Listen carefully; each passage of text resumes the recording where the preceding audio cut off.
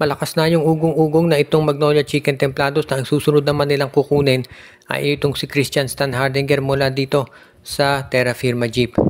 Ang rights ni Stan Hardinger ay nandito sa Terra Firma pagkatapos siyang itrade ng Barangay Ginebra kasama si Stanley Pringle, kapalit ni Isaac Go at itong si Stephen Holt. Ngayon, itong si Christian Stan Hardinger pinili na lamang na magretiro at sa ngayon ay retirado pa rin ang nasabing player.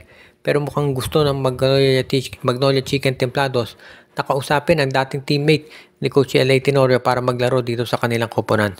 Si Coach Tim Cone mismo nagsabi na kayang-kaya pang maglaro nitong si Christian Stan Hardinger at marami pa itong maipapakita dito sa kanyang roster.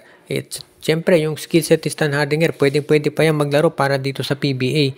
Kaya lang, yun nga, parang nagdesisyon siya na magretiro. Siguro hindi niya nagustuhan yung pag-trade sa kanya dito sa Terra Firma Jeep.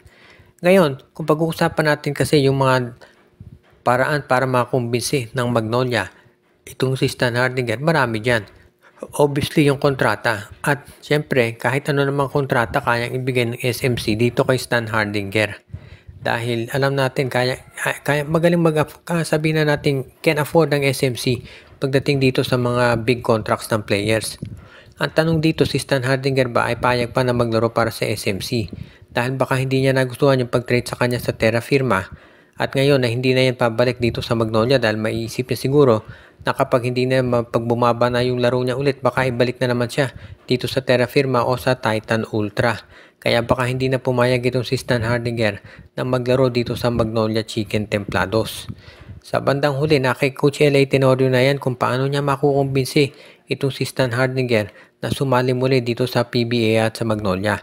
Kung sakali na makuha ng Magnolia si Christian Stan Hardinger, walang duda na pang championship na itong lineup nila.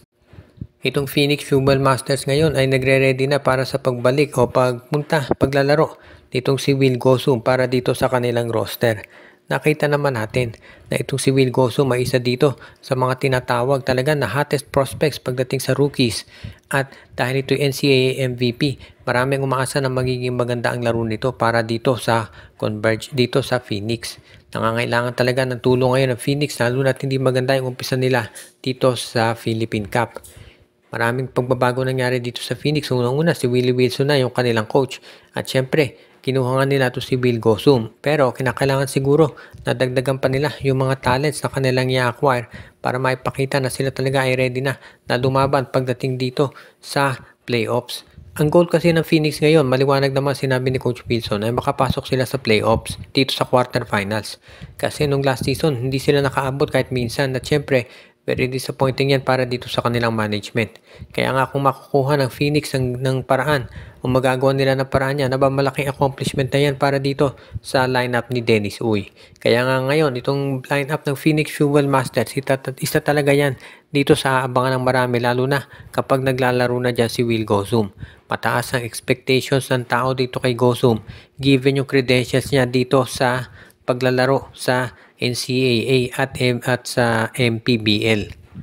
Dahil nandyan na si Kai Balungay, magkakaroon ng Twin Towers itong si Coach Willie Wilson na talagang magagamit niya sa wakas yung full strength nitong Phoenix Fuel Masters. Underdog ang Phoenix dito sa Philippine Cup pero kapag napunta dyan si Gosum, magkakaroon na sila ng chance at talaga na lumaban at masasabi natin na kung panalo lang ng kampyonato, siguro hindi pa ngayon pero eventually basta manatili at hindi i-break up yung roster ng Phoenix, magagawa nila yan basta patient lang talaga.